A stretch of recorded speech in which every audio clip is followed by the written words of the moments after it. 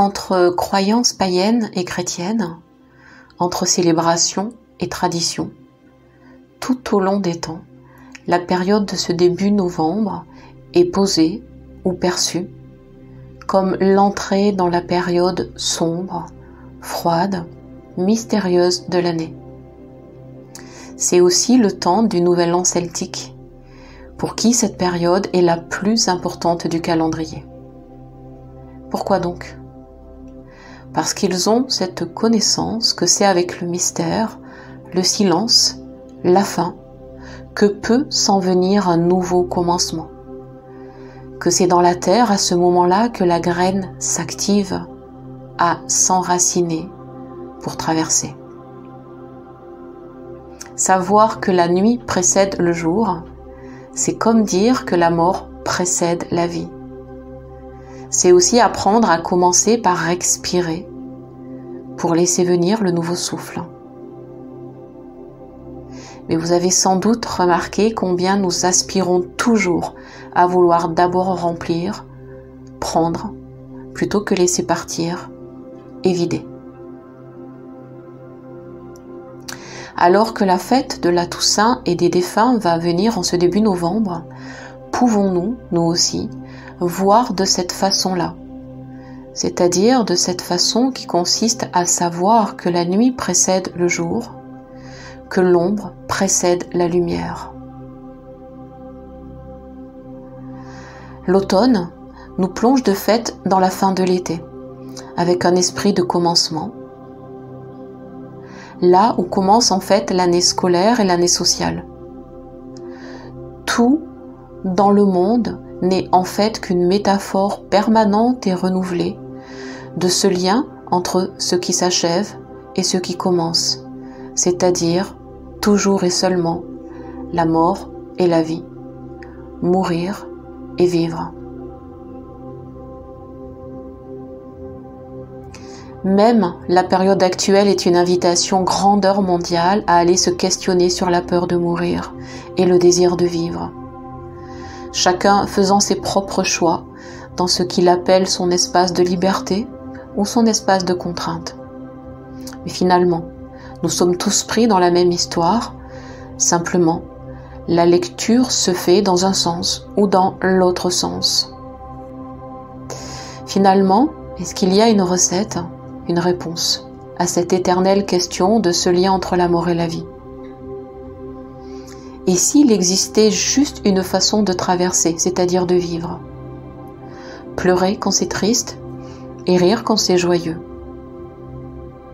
Parce qu'en vérité, il n'y a pas 1000 manières de faire un deuil, de faire son deuil. Vous pourrez passer par les étapes du deuil, de l'endeuiller, prendre soin de vous, des autres, être de façon ou progressive ou désordonnée, à votre rythme, dans le déni, la révolte, l'impuissance, l'accommodation, la soumission, l'acceptation, la négociation, la colère, le chagrin et bien d'autres tonalités encore du deuil.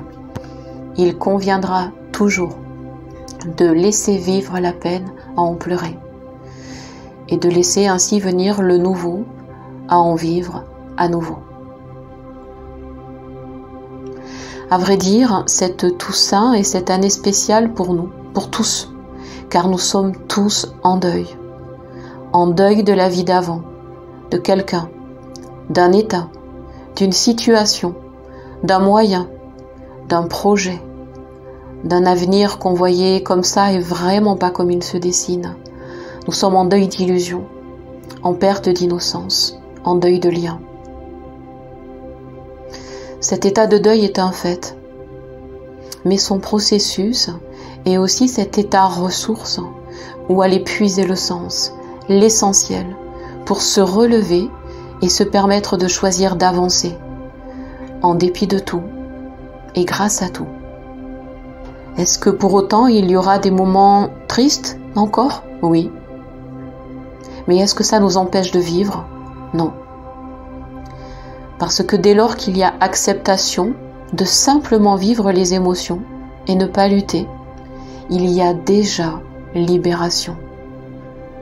Finalement, demandez-vous, Est-ce si grave de ne pas être tous les jours au top, d'avoir des moments où l'on est moins bien qu'à d'autres moments? Comme je l'ai toujours dit, c'est juste l'expression de nos hauts et de nos bas, ensemble.